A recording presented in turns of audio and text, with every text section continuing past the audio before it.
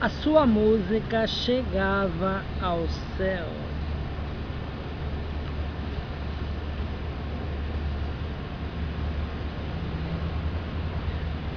Por Peter Ferb. Estava-se em março de 1829, na austera Academia do Canto de Berlim. Aguardava-se um grande fracasso musical, daqueles que é quase impossível imaginar. Uma obra tão monumental que exigia 2 orquestras e coros estava, então, em ensaio. Uma paixão baseada no Evangelho de São Mateus, que pouco interesse havia despertado 100 anos atrás, a quando da sua primeira audição. O autor, o compositor Johann Sebastian Bach, cujos restos mortais jaziam numa ignorada sepultura, era tão pouco conhecido como a sua obra. A batuta detinha a outro desconhecido, o seu descobridor, um judeu de 20 anos de idade, de nome Felix Mendelssohn, que dirigia pela primeira vez uma combinação de orquestra e coro. Tinha Mendelssohn, em criança, encontrado um manuscrito da Paixão em casa do seu mestre e ficara tão maravilhado com a sublimidade da obra que decidira apresentá-la em público em outras credenciais. Alguns membros da academia já se haviam pronunciado, porém, e com opiniões favoráveis sobre os ensaios, pelo que todos os lugares para a estreia se esgotaram.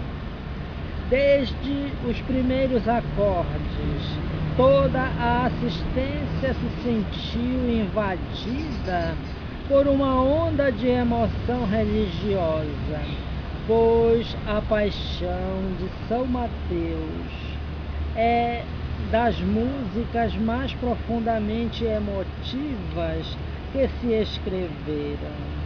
Um silêncio de catedral acolheu as melodias líricas, os comovedores solos contemplativos e os ressonantes hinos de exaltação.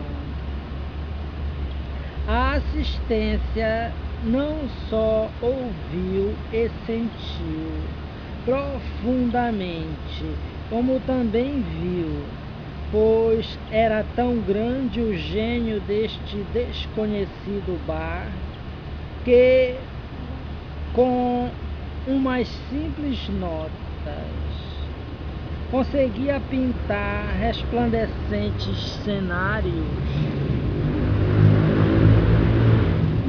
e criar evocativos efeitos de luz. Por exemplo, todas as vezes que Cristo falava, Bach envolvia as suas palavras num trêmulo halo sonoro produzido pelas cordas. Quando o conduziam ao Calvário, as notas evocavam o ruído dos seus passos arrastando-se sob o peso da cruz. O concerto teve tanto êxito que foi necessário repeti-lo não uma, mas 2 vezes, sempre com a casa repleta. Graças a Mendelssohn nasceu um interesse repentino pela música de Bach. Grandes compositores da época contribuíram também para suscitar tal entusiasmo. Chopin recomendava a todos os pianistas o estudo aprofundado de Bach. Esta é a mais elevada e a mais admirável das escolas, disse. Ninguém criará jamais outra tão sublime. As investigações revelaram que, afortunadamente, muitas obras-primas inéditas de Bach haviam sobrevivido, música sacra e partituras várias para orquestra, para instrumentos de corda, precursores do piano moderno. Assim surgiram na Europa diversas sociedades que se dedicavam à descoberta e à execução das obras de Bach, até então descuradas e desconhecidas. Hoje, Bach entrou nos nossos corações e nas nossas vidas. Aos domingos, nas igrejas de todo o mundo, é-nos dado ouvir os seus arranjos musicais de muitos hinos cristãos. Para ele, superado o ouvido humano, ascendessem aos céus como um cântico de louvor.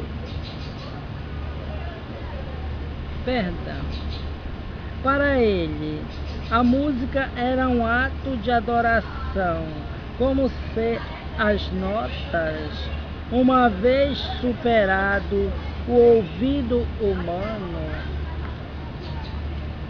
ascendessem aos céus, como um cântico de louvor, o único objeto de toda a música. Costumava dizer aos seus discípulos: deve ser a glorificação de Deus e a recreação espiritual. À margem de muitas das suas partituras, escreveu esta dedicatória à glória de Deus. A sincera devoção religiosa, a extraordinária arte musical que caracterizavam a figura deste mestre estava aliada uma forte humanidade. O homem que glorificava a Deus nas suas obras anotava igualmente nelas o seu orçamento doméstico. Ardia realmente nele um grande fervor religioso, mas constantemente se via também na necessidade de procurar empregos com melhor remuneração para poder sustentar os seus 20 filhos, 11 dos quais morreram na infância. Como organista e compositor de igreja, produziu Bach, tal como o sacerdote que semanalmente prepara o seu sermão. Milhares de composições que eram aceitas pelos fiéis como algo de igualmente rotineiro. Nunca se preocupou, com a publicação de uma só das suas obras religiosas, e consta até que algumas delas, abandonadas no armário de uma escola paroquial, foram usadas pelos alunos para embrulhar a merenda.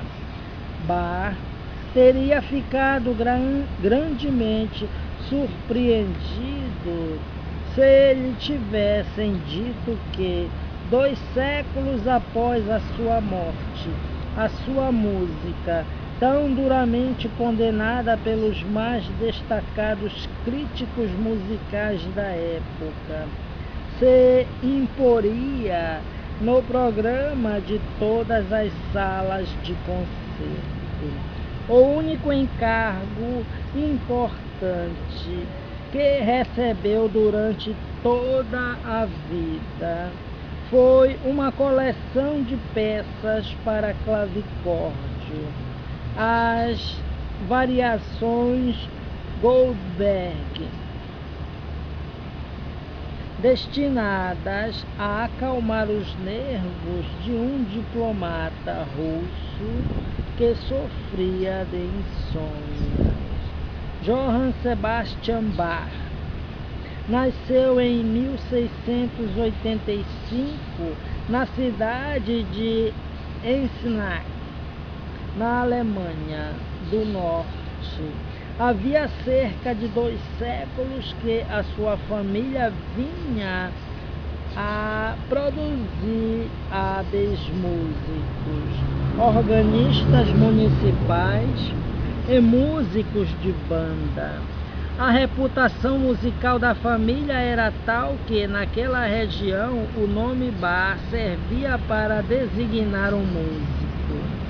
Ficou órfão aos 10 anos, tendo ido viver com o irmão mais velho que, invejoso do seu talento, não lhe permitia que tocasse sequer na coleção que possuía de peças avançadas para órgão. Assim, durante meses, o pequeno Johann trepou quase todas as noites à última prateleira de uma estante para tirar as partituras que ali se encontravam e as copiar à luz da lua, voltando ao romper da manhã a colocá-las no mesmo sítio. Quando o irmão o ouviu um dia tocar as obras proibidas, arrebatou-lhe todas as cópias que tanto trabalho lhe haviam custado. Todo aquele esforço fora em vão, deixando-o ainda com um defeito na vista para toda a vida. Aos 15 anos, tendo ouvido dizer que em Nuremberg havia bons empregos para cantores, decidiu Johann Sebastian percorrer os 320 quilômetros que o separavam da dita cidade. Ali permaneceu 3 anos, cantou num coro, tocou numa orquestra e passou horas sem fim exercitando-se no órgão e no clavicórdio. Bach adquiriu tal virtuosismo que lhe ofereceram o importante cargo de organista na corte de Weimar, onde trabalhou durante 9 anos. Ali escreveu as suas famosas tocatas para órgão, assim chamadas devido à destreza requerida para a sua execução e às dificílimas fugas. A sua fama espalhou-se de tal modo que, certa vez, ao tocar incógnito no humilde órgão de uma igreja aldeã, o organista local exclamou assombrado: Isto só pode estar a ser tocado por um anjo do céu, reticências, ou pelo próprio Bach. Porém, Johann não se sentia feliz na corte de Weimar e no seu novo cargo, diretor de música de câmara do Duque de Cotten, não dispunha de um órgão decente. Assim, aos 38 anos, abandonou a vida da corte e solicitou o lugar de organista, vago havia pouco, na igreja de São Tomás, em Leipzig. Aqui, o seu salário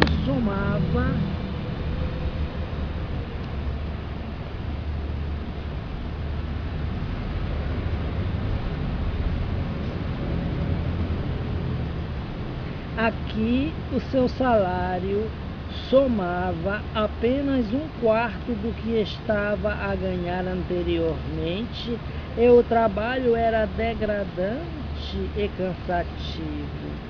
Além de uma incessante produção musical, era obrigado a dar aulas de latim e de música e a servir de prefeito aos turbulentos rapazes da escola paroquial.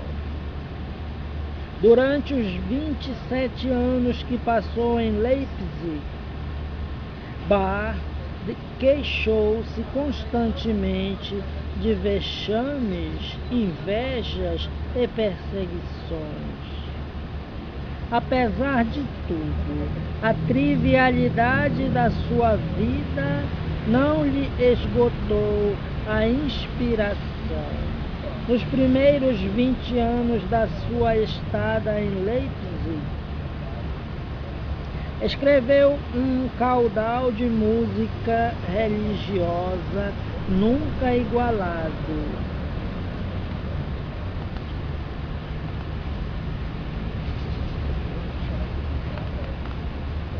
Cerca de 300 cantatas, uma para cada festividade do calendário da igreja, 2 oratórias, missas e motetes, as paixões segundo São João e segundo São Mateus, e a monumental missa em si menor.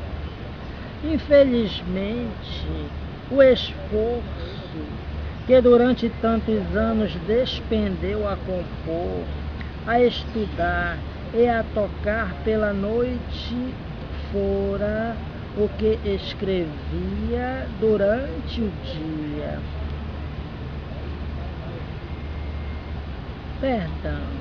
Infelizmente, o esforço que durante tantos anos despendeu a compor, a estudar e a tocar pela noite, fora o que escrevia durante o dia, arruinou a sua vista, já débil. Ainda alimentou algumas esperanças de recuperação por ocasião da sua ida para Leipzig, onde consultou um famoso oftalmologista inglês que o submeteu a 2 operações. Ambas constituíram, porém, um verdadeiro insucesso, pelo que Bach acabou por ficar totalmente cego e com a saúde fortemente abalada. Mesmo assim, inferiorizado, teve ainda ânimo para escrever A Arte da Fuga, uma obra de espantosa complexidade e de admirável maestria. Tão perfeita era a arte de Bach, que quando, numa experiência recente, se tocou ao inverso um rolo de pianola de uma das suas composições, de modo que as notas agudas se tornassem graves e as baixas altas. A música resultou tão melódica como antes. Façamos a seguinte experiência. Toquemos um disco em um coral de Bach ou de uma das suas composições para órgão mais conhecidas. Prestemos primeiramente toda a nossa atenção apenas à melodia mais aguda, ou seja, o soprano. Ouçamos depois o disco novamente, mas desta vez escutando os graves. Numa terceira audição, concentremo-nos apenas nas vozes intermédias. Em breve, grande parte da música a que estamos habituados, os tais pilares de acordes, nos parecerá quase vulgar. É que o gênio de Bach é tal que o podemos ouvir centenas de vezes, descobrindo sempre em cada nova audição belezas das quais não nos tínhamos apercebido antes. Foi em julho de 1750 que Bach, repentinamente, recuperou a vista para sofrer em seguida um derramamento cerebral. Morreu 10 dias depois, a 28 de julho, mas não sem haver terminado uma das suas mais emocionantes composições, um arranjo para órgão do hino na hora da extrema necessidade. Não há qualquer acento de sofrimento nesta composição final, a que no último momento Bach mudou ainda o título para Perante o teu trono, ó Senhor, eu compareço. Morreu como havia vivido, louvando Deus na sua música. Este hino derradeiro foi a suprema oferta de uma alma que havia entendido os acordes de uma harmonia celestial.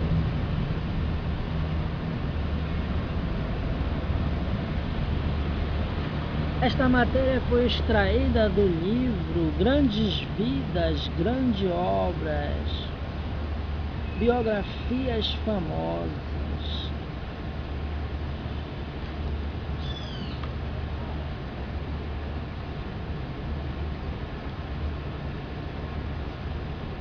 O objetivo é tornar mais fácil o acesso a pessoas que muitas vezes, sem o saber,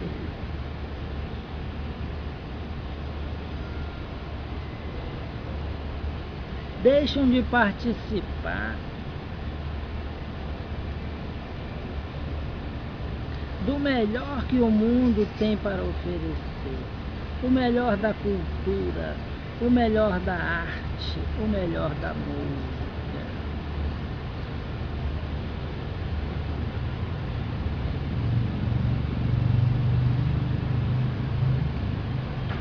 Muito bom dia. José Roberto Almeida Valente, de Belém do Pará.